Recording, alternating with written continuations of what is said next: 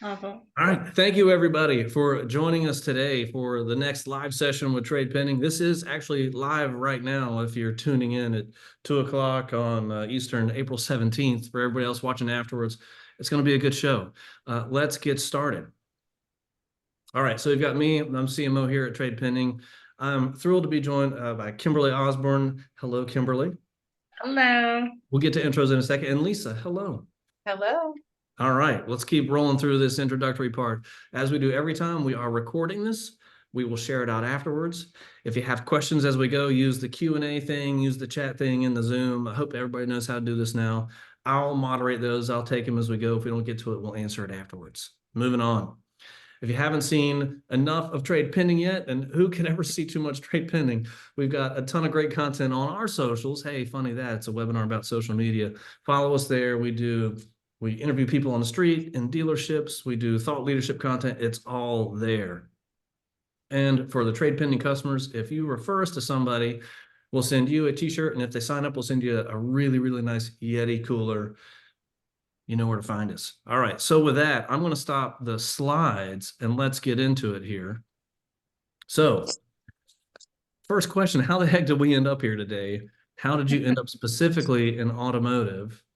And like, what's on your plate? What do you have to handle? Kimberly, we're going to start with you because you're like at the top of my tiles. Lisa will hand it to you next. Yep.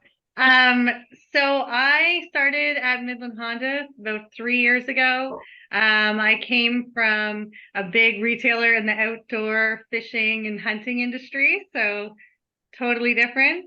Went from basically shooting guns to driving cars. That's what I would say. Yeah. But basically, did a bit of a switch in personal life and moved. So this Midland Honda is like 10 minutes down the road. But honestly, I'm like obsessed now with the auto industry. It's addicting and it's honestly so much fun. So much fun. On the plate. So what I do here at Midland Honda, I say everything that's got the Midland Honda name on it is probably me. I manage all of our website, do all of our social media channels, manage all of our communication tools and our software systems. So if we have any new employees that come on, I'm doing all the onboarding with that. One of them, SnapCell, which actually I implemented on my first month here at Midland Honda. Yeah. But yeah, also all of our events. So anything, if it's a sales community or even an employee event, I'm managing and running that. Show that we have a car show. I've lost count like 30 tasks ago. Holy crap. Like, how do you do it all? It's a lot, but it's a lot of fun. So Lisa, over to you. How did we end up here? How'd you end up in automotive? What's on your plate? I've got a really similar role, as Kimberly said.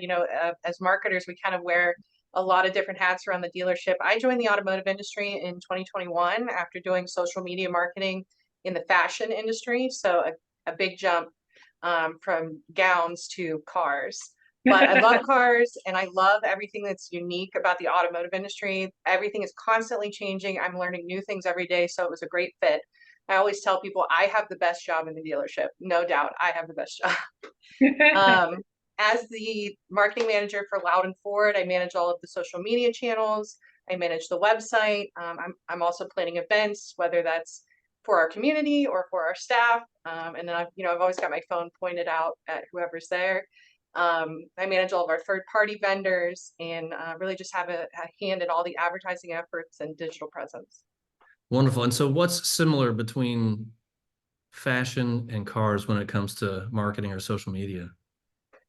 Good question. It's an emotional purchase. Either way, people get attached to their cars the same way that a woman shopping for a wedding dress, they have certain things they're looking for and they want to find the perfect one. That's our job. All right. Well, that's a good point. I'm not that emotionally attached to my sport coat, but might as well. All right. So with regards, Lisa, we'll keep it with you. With regards to social media, what's your top priority right now?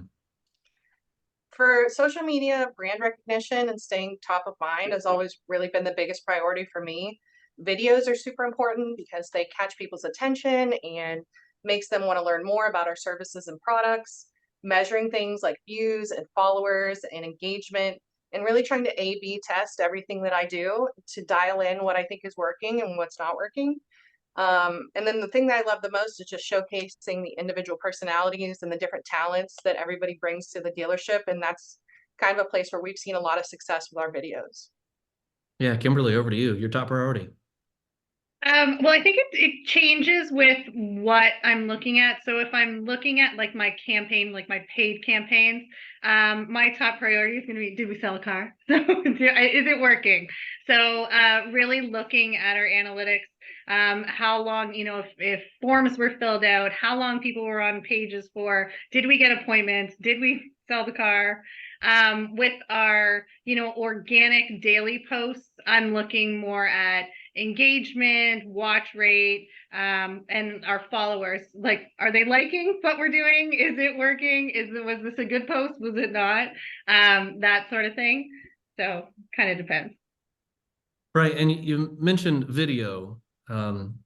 Why is that a priority? I mean, we've got email, we got phone, we have text. What is it about video that's worthy of more attention now, Kimberly? Okay, so at Midland Honda, and you'll probably hear me say this a million times, we focus on transparency and we want to be as transparent as possible. And we feel like that is the key to building strong loyalty within our brand.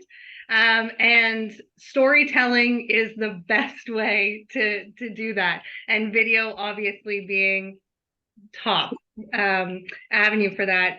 And we are immense in video here at Midland Honda. We use it from front to back. We're videos all day long. You book an appointment here, you're going to get a video confirmation from us. You fill out a lead form on our website. We're sending a video to introduce ourselves. You come in for service. Our technicians are sending you a video to explain what's going on with your vehicle. We are doing literally anytime we can use camera and video here, we are going to do that. Lisa, what would you add that in terms of video being a priority and social media and other pieces of the business there? Yeah, I love that. I love that you guys are using video and prioritizing transparency and really using it front and back, because it's not just a sales tool, it's a service tool as well. And a lot of the major platforms have moved or are moving to a video format. And obviously it's easier than ever to pull out your phone and create a cool video. I think that the social media algorithms favor video organically and paid, and it really gives you the best bang for your buck and in terms of reach and engagement. Nailed it. All right. So both of you have a ton that falls under your job description, and social media, super fast paced. How the heck do you stay organized? What's your process, Lisa? For me, I keep a social media calendar on my desk, and Is that printed or digital or both? Printed out, yeah, a printed out spreadsheet that I created, and it's got all of our platforms on it, and I can see how consistently I'm posting, because we know that some content is better for other platforms than it is for other platforms. So staying consistent is always a challenge. So it makes my life easier to have a physical calendar that I can look at every single day. Specifically for our social media. There's a lot of great digital calendars out there I've used in the past that'll keep track of when you post and even analytics. There's a lot of great tools out there. For me, paper calendar. Kimberly, how do you stay organized? What's your process? It's funny because I'm the digital way. I do everything. I'm very structured with like my campaigns that I have running. So I'm using posting calendars online. I'll plan everything out, have it so I know it's going to be running, when it's running, where it's going to be running, all of that. When it comes to like my organic posts, I'll kind of have like an idea for the month of what I want to focus on, then for like the week. But I mean, our day to day is so different. So even if I have a plan for the day, that's out the window half the time. So, some things come up and that's just getting posts and I mean, different ideas and different trends come in daily, right? So you're on like constantly just just going. But I know for sure I have my structure to fall back on digitally. That's already planned. So I think, and for what it's worth, we're a hybrid approach here at Trade Pending. How far out in advance are you trying to plan, Kimberly? Well, for sure, depending on what it is. Like we have a car show coming up in June, and I've been planning that since like October last year. So there's some things, if it's a high scale, then it's going to be different. We have a sales event coming up. We're just planning it now, and we're going to be doing that the 1st of May. So it really depends on what it is. But at minimum, at least 30 days I know at least what my next month is going to look like. If we want to add something into it, then we will. But the further in advance I can start planning for something, the better. Lisa, are you about a month out also? Yeah, I would say that's accurate, about 30 days out, especially for big things. I've got my own June car show coming up that I'm really excited about. But it's really important to be flexible and be fluid because like Kimberly said, there's new trends that emerge every day. There's crazy things just working in a dealership. Things are going to come up and you just got to be there to point your camera at it. Yeah. Capturing the controlled chaos there. Oh, we got a couple questions. We'll jump in here. All right. So Adrian asks, I would love to know how many people they have on their teams to help them accomplish all these things, especially social content. I think that's maybe tongue in cheek, but we'll see what you got. Anybody want to volunteer and answer for that one? Well, if it comes to realistically, I'm doing everything, overseeing everything. I might have, technicians or sales people that are going to come in and help me do videos, or if I have an idea, I might need them actually in the videos. But pretty much right here. Lisa, how about you? Yeah, no, the social media managers on the call know we are a one-man band. And you have you have a couple of sales guys, and if you're lucky, a couple of service guys that will jump in and help you with a video. But after that, production, publishing, everything else, that's on me. Yeah, got it. All right, man. It's coming in hot here. All right. So for creating video and custom content for social, do you make everything yourself, or how much are you involving other people to help generate that content? Again, I guess it comes back to whatever it is. Like if I'm going to be doing a video and it's to do a service, I'm going to bring in, I'll kind of have my own idea, but then when I talk to them, because I don't know anything about, servicing a car. So once I'll have an idea, I'll talk to my service team and they'll be like, why would you talk about that? Don't talk about it. No, let's do it this way. And I'll be like, oh, okay. But yeah, again, no. Just Yeah. So let's go to the next question. Catherine, good to hear from you. This was near and dear to my heart. How do you feel about staff creating their own media? Do you encourage tagging, or you prefer people to go through official accounts? Lisa, take that one first. Absolutely. If you can market yourself and take that initiative and help me in the process, let's help each other. I mean, the ultimate goal here is to sell cars and to create customer loyalty. So if my salesman post anything, I'm reposting it on our story. I'm liking it myself from my personal page, from the professional page. I love that. I love anybody who takes initiative like that. Yeah, Kimberly? Oh, absolutely. I give bonuses to my sales team for top performers to use on their social media. So I know if they're going to be boosting their content, it's only putting my, the dealership's name out there, and it's a win-win. Have you ever had to have a come to Jesus meeting though, where somebody's posting something they shouldn't, or the messaging is just too far off? I mean, we have one sales guy. There's always one. There's one. There's always and one. He's done singing Backstreet Boys in the back of a truck. So he pushes the envelope, but it's usually pretty good. All right. So yeah. Next question from Danielle and Jordan. Great minds think alike, because I have the same question. How do you get people comfortable with this that aren't used to doing it? They're not used to being able to participate. How are you getting buy-in from them? Take it away, Lisa. Let's lead that one off with you.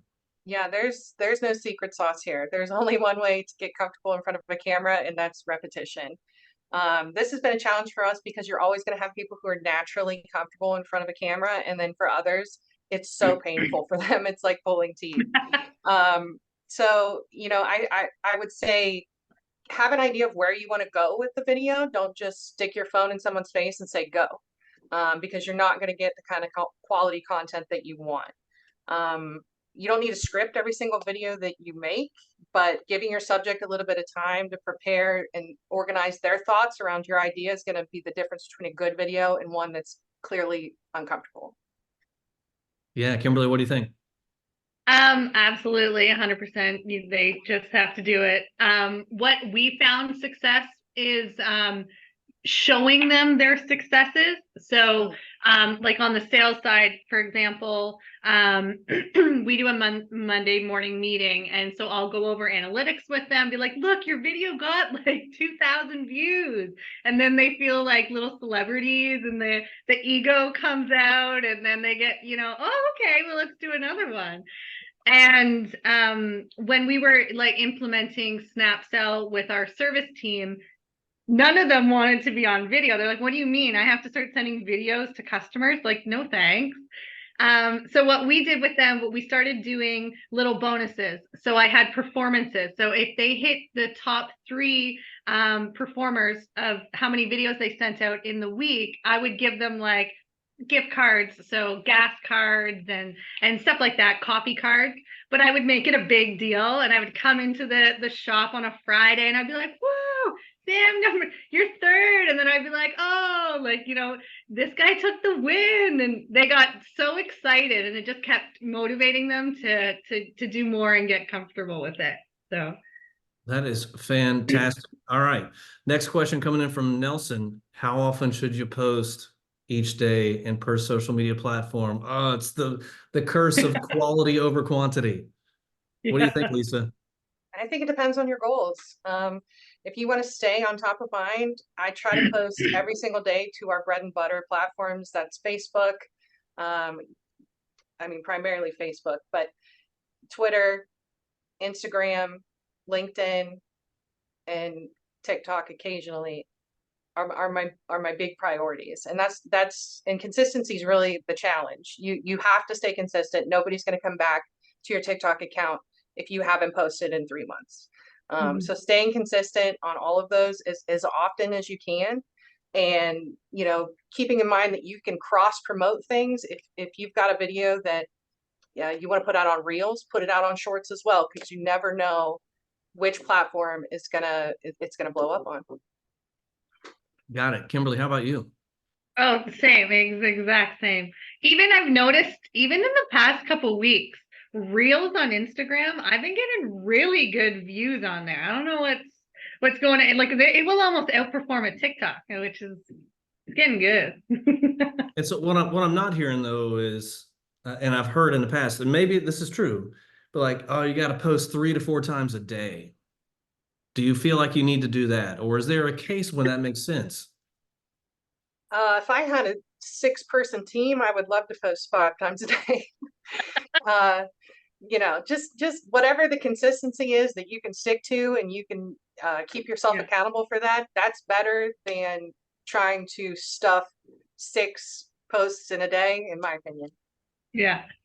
All right. We got a couple more questions in here. I'm going to get to them.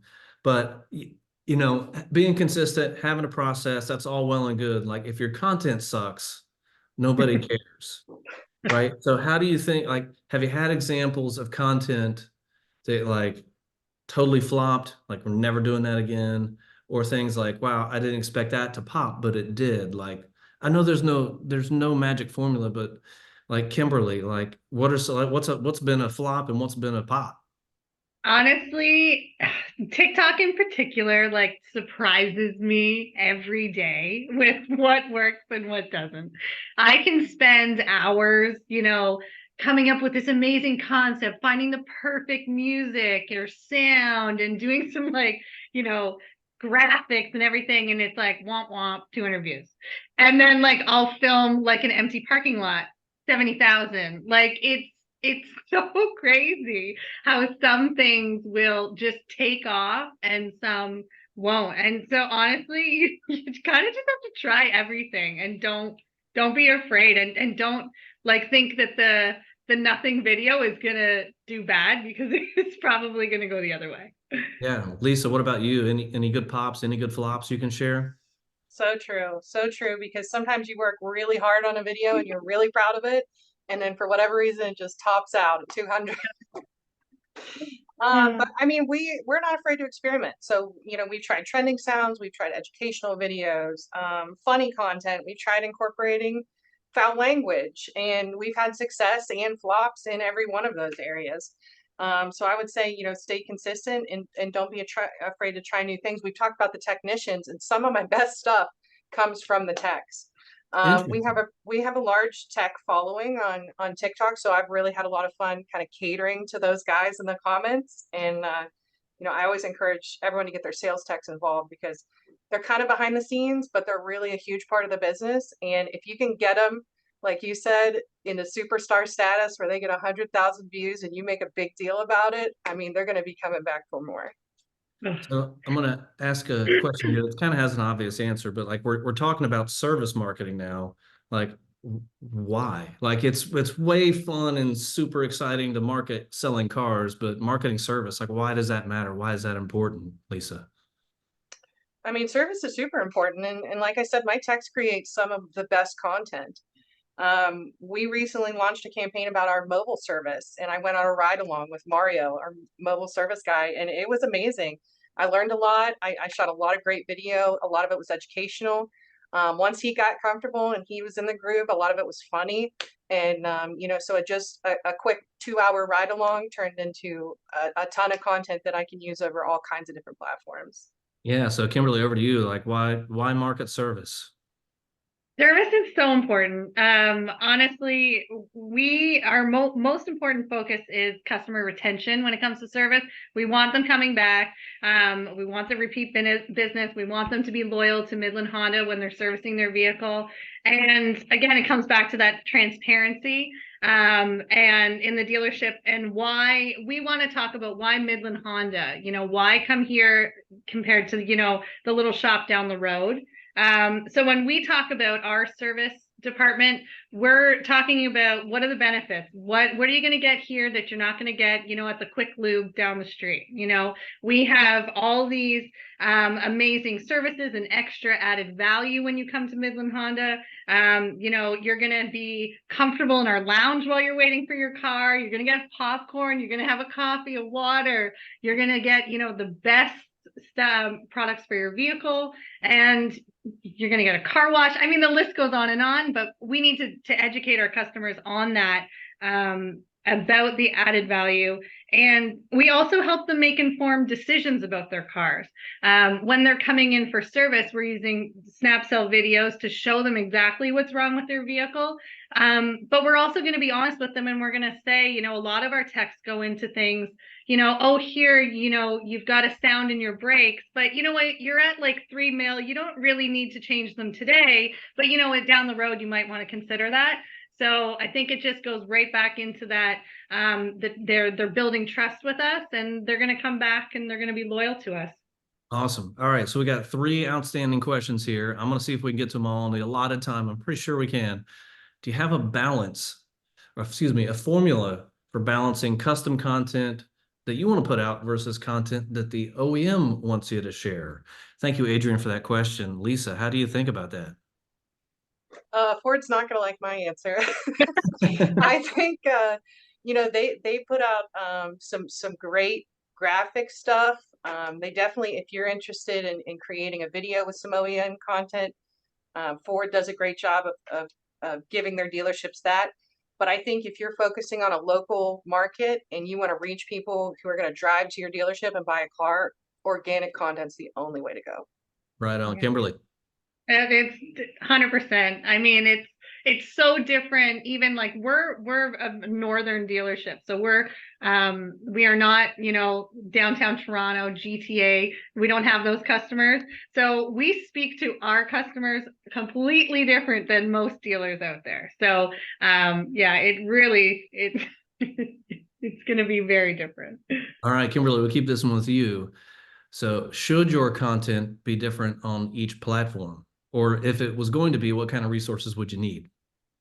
It depends on who's watching. I mean, one of the biggest things I look at is demographics. I know I speak to different people on different platforms.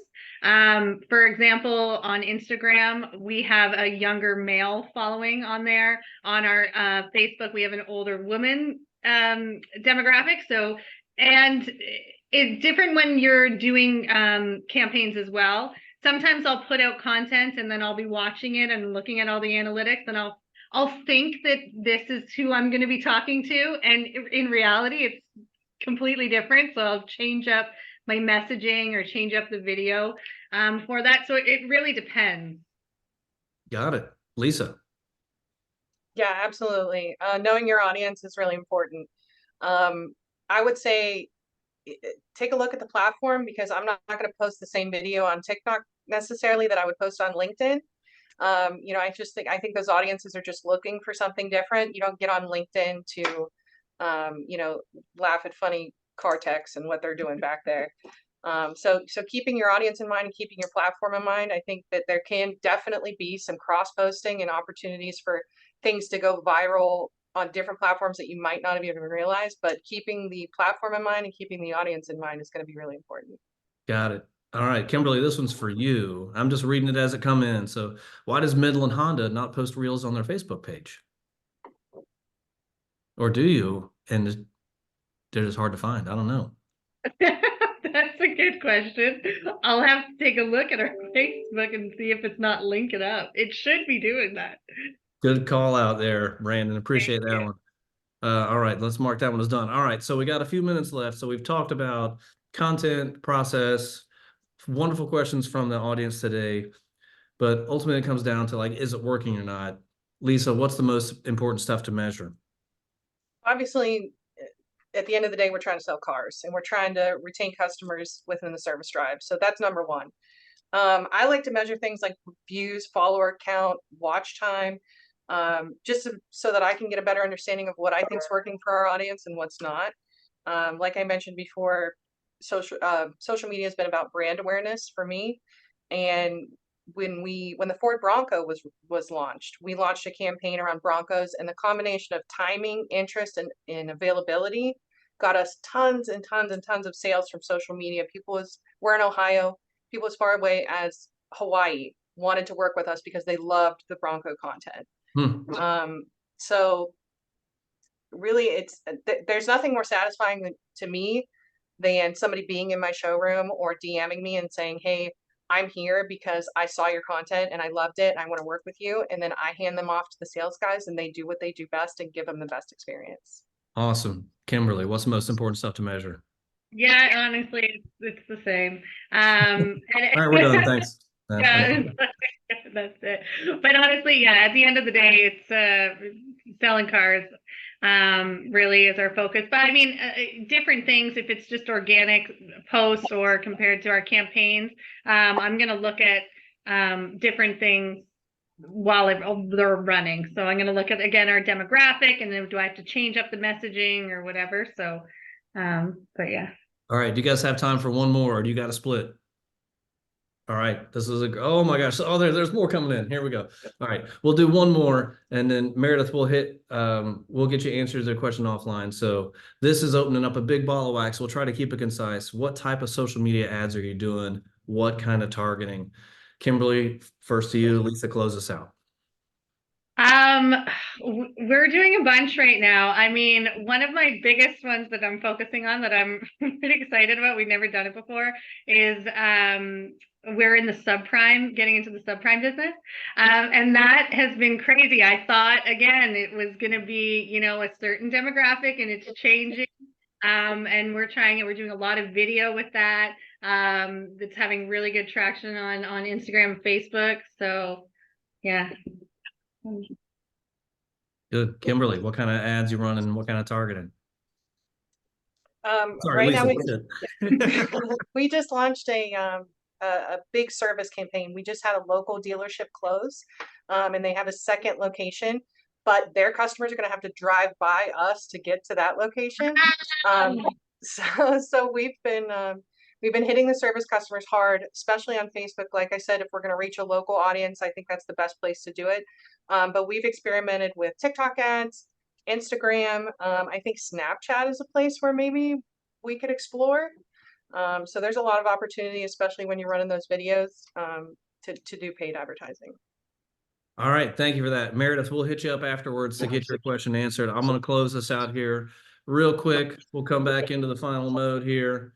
And basically just so that we could say, like, if you guys don't have your own wobbly bird yet, the TradePending mascot, better than a car fox, we'll send you one. Hit up this link and we'll mail you one for free. That's it. All right. So that's it for today's session. Kimberly, Lisa, thank you. We could keep going. As you can see from the audience, they just want to keep learning and asking more questions. So maybe we run it back in the future at some point. Thank you both for your time. Thank you. Thank you. All right, everybody, thank you for attending. We will see you next time. Bye.